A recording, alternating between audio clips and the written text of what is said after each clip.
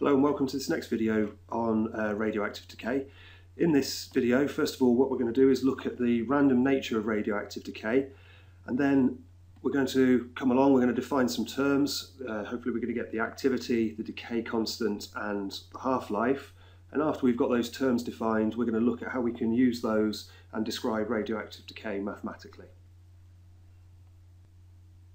Now, as I mentioned in the previous video, a radioactive decay is a purely random event, and what we've got here is 2,500 undecayed nuclei,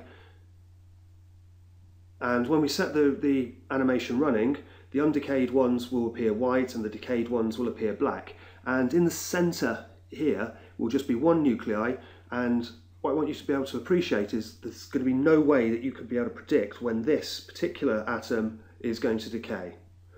And now over here on the right hand side, we're going to look at the graph of the number of undecayed nuclei against time, and hopefully you'll realise that even though this is a random event, when we have a large number of particles to deal with, then we will see that there is a strong correlation between the number of undecayed nuclei and the time that it's been running for.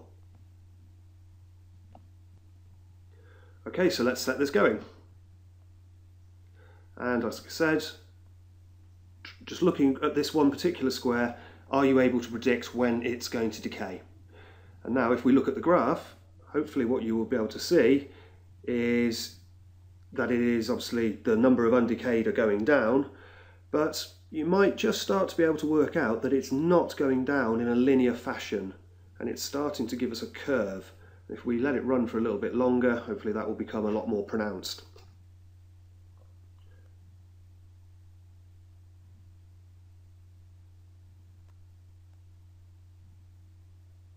Okay, and yeah, you can definitely start to see now that we're getting a curve to our line. Here we are a little bit of time later. Our atom still hasn't decayed here, and now you can see, yeah, it is there. So what's actually happening is we've got the gradient of this line. It's starting off as being steep, and then as time goes on, the gradient of the line is getting smaller and smaller. And what we're going to find out in a moment is that the rate of decay, the number of decays we're going to get in unit time, is going to be proportional to the number of undecayed atoms that we have. So basically saying the more atoms we've got, the more decays we're going to have. And now our atom has now actually decayed. Now I've let the simulation run for a little while, so now we've got this curve. We can see that the rate of change of n, the gradient of the line, is decreasing as time goes on. So n is the number of undecayed nuclei and t is the time. So if we're just going to have a look at a couple of little examples, let's have a look initially where n is 2,500. And this tangent here represents the rate of change of n at this time t equals 0. So dn by dt is going to equal, well, it's going to go down by 2,500, and if we read off a time here, we're looking around about 50 seconds. So it's gone down initially at a rate of 50 per second.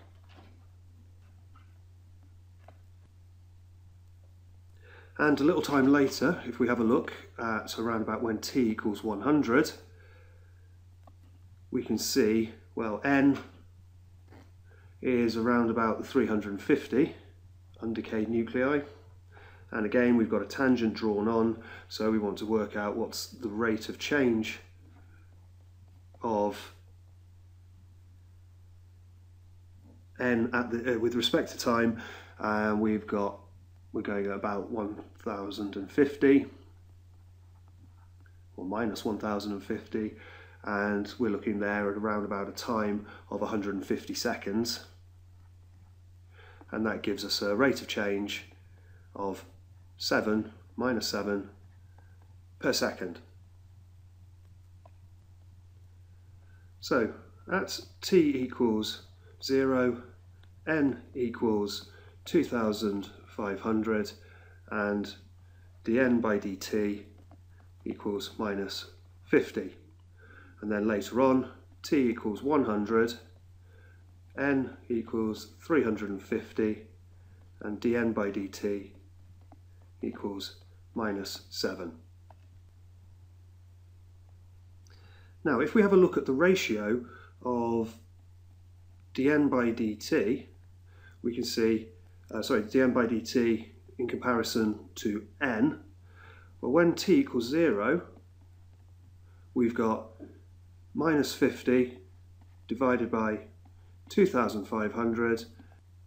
If we do the same thing for our second point when t equals 100, then our rate of change was minus 7, and divide that by 350, and again that comes to 0.02. And what that tells us is the rate of change of n with respect to time is proportional to n.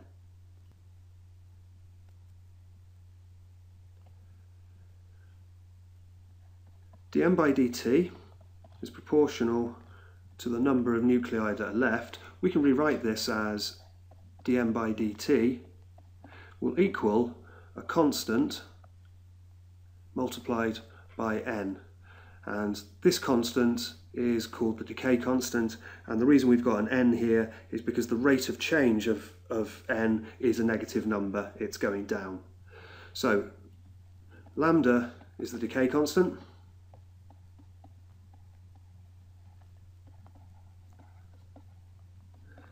and it is defined as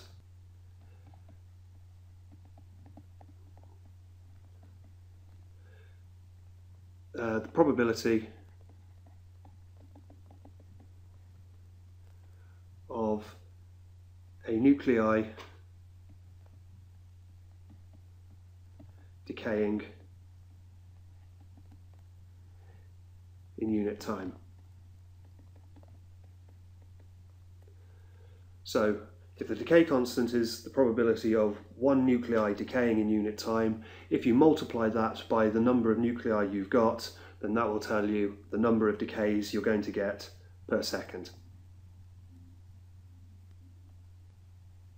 Our second definition is going to be for the activity of a substance. So the activity is defined as the total number of decays per second taking place inside the source.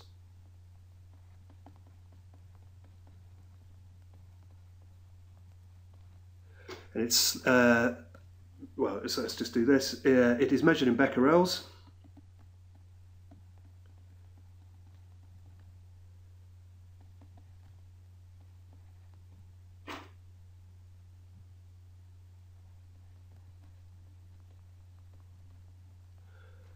Which is BQ, and 1 becquerel is 1 decay per second.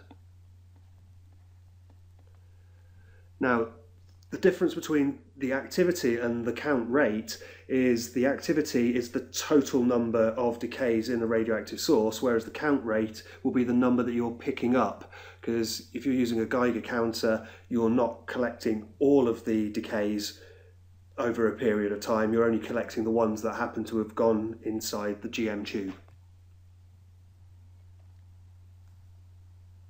Now we've seen that dn by dt is equal to minus lambda n, so if we look at the activity, which is equal to the number of decays per second, so that will equal the positive version of the rate of change of momentum, so we can say that the activity is equal to the decay constant multiplied by the number of atoms inside the source.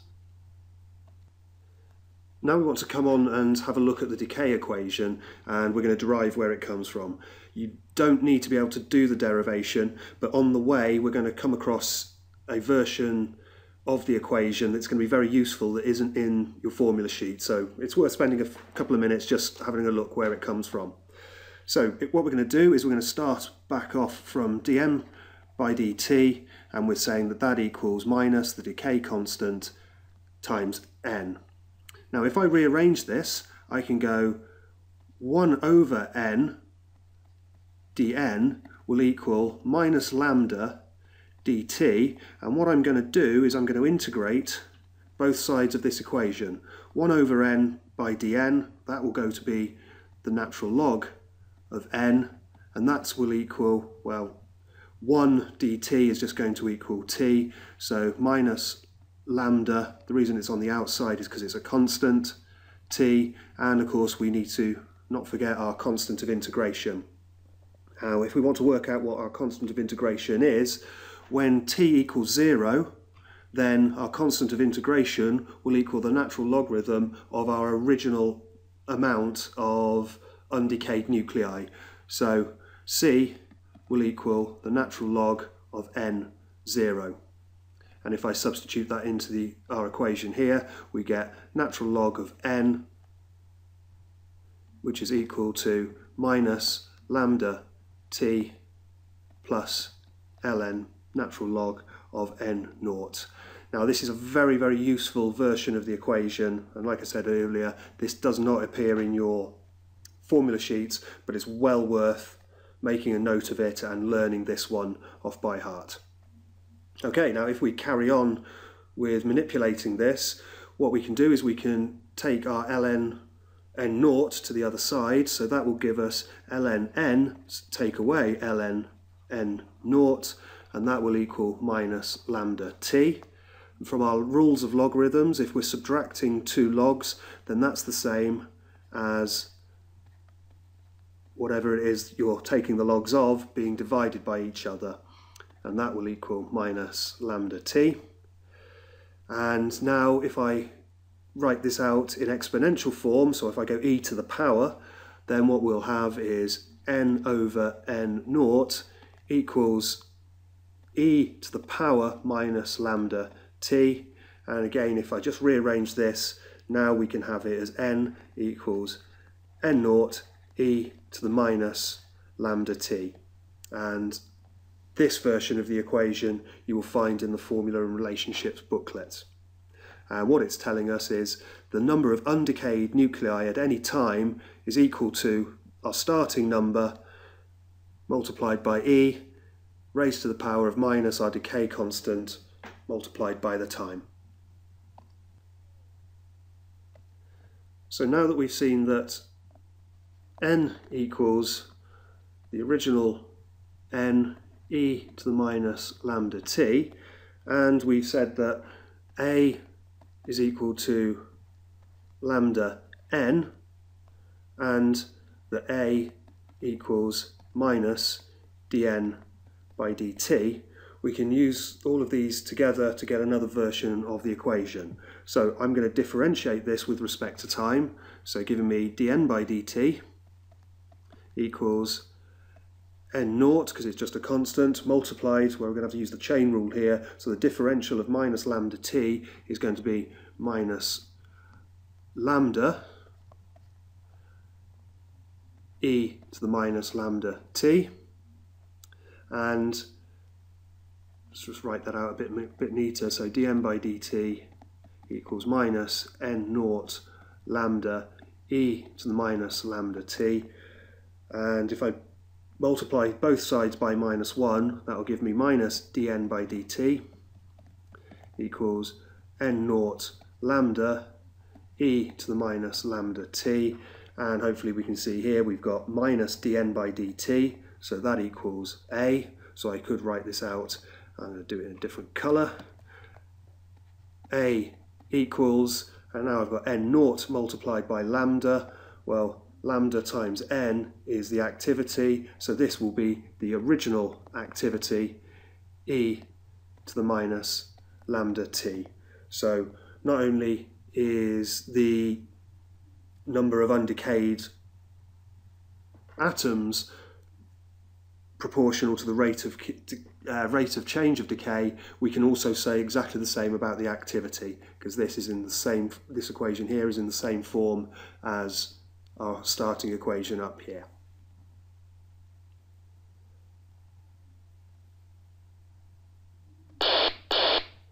Now what we're going to have a look at is something called half-life. What we've got here is a simulation. I've got a chemical in here, thorium hydroxide, which as it decays, it will decay into a gas called radon, and as we squirt this, we can put the radon into this ionization chamber.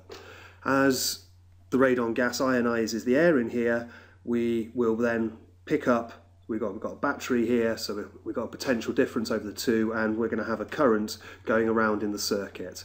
And over here is every sort of 2 and a bit seconds, it's taking a recording and giving us our current coming down here. And the current is going to be proportional to the activity of the radon gas, which, as we've seen, is going to be proportional to the number of undecayed nuclei. Now, this term half-life is the time it takes the original starting number to reduce by half. And even though, as we can see, the rate of change is always getting smaller, the half-life should remain constant. So I'm just going to, well, we'll just let this run and we'll take some measurements and we'll see if we can get the half-life here. So if I come along, oh, don't do that. I just want you to move. Let's use the mouse instead. That's probably better. So if we come along here and we take our initial point, then, and if we take this one, well, this is now our top number down at the bottom here, and we move it to half, which should be 53. So 53, and just come along here. And we can put that on the graph, and we're looking, well, it's starting off at 1 second, we're ending up at 27 seconds, so hopefully our half-life will be 26 seconds. And we're correct. Now, because we know it's 26 seconds, if I take this, well, half of 53 is, what is that, 26 and a half, so we'll call it 27. So if I reduce this down now to 27, and we come along and we make our measurement, then what we've done now is we've got exactly the same time here again, so we've doubled that, okay, 53, 54, and we've got another half-life. And again, if we come along, well, we're going at from 27, half of 27 is around 13, 14-ish. So we come down here, 13,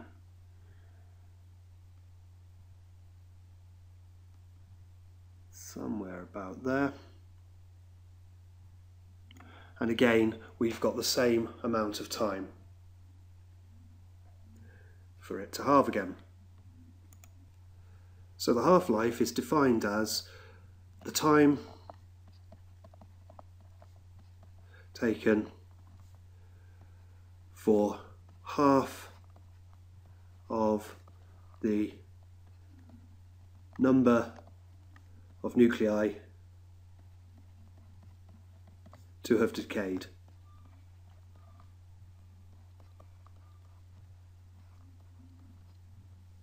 Okay, and after one half-life, so one half-life, we will have half our amount of original atoms. After two half-lives, then we will have a quarter, because we're going to have half of half, and then after three half-lives, we will have an eighth, and after four half-lives, we will have a 16th of the original number of atoms we have. Now we could write this out in a more general form, and that would say after x half-lives we will have the number of undecayed atoms will be 2 to the power of x. And again, this isn't in your formula sheet, but this is a useful little one to remember, because it can save you a bit of time and you don't have to use the exponential version of the equation if you can remember how to use this. So we're just going to do a little example of this on a new page. Okay, cobalt-60 is a source we have in college, and it's got a half-life of around about 5.5 years. So what we want to know is what fraction will be left after 18 years. So what we're going to do, we're going to come along and we need to know, well, how many half-lives have there been in 18 years? So if I go 18 divided by 5.25, that will tell me that I've had 3.43 half-lives.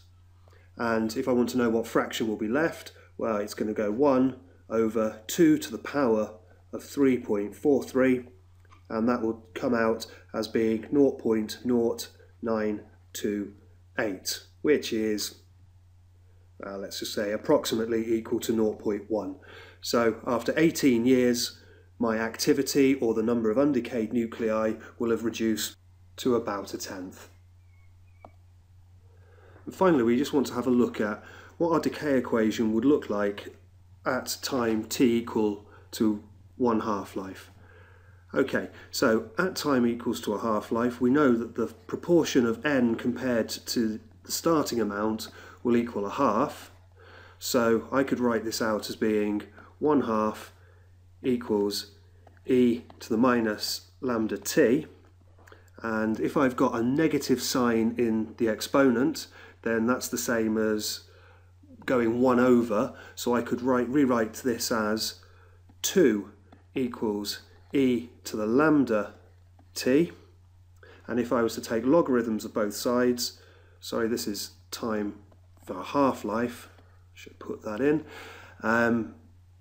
So again, yeah, if I now take logarithms of both sides, I will get that the natural log of 2 will equal lambda t a half, or if I just rearrange this, I can say, and let's get this one in a different colour, that the half-life will equal the natural log of 2 over the activity, the decay constant, or if I wanted to write this out, and I think this is in your formula booklets, that t a half equals 0.693, which is approximately equal to natural log of 2 over the decay constant.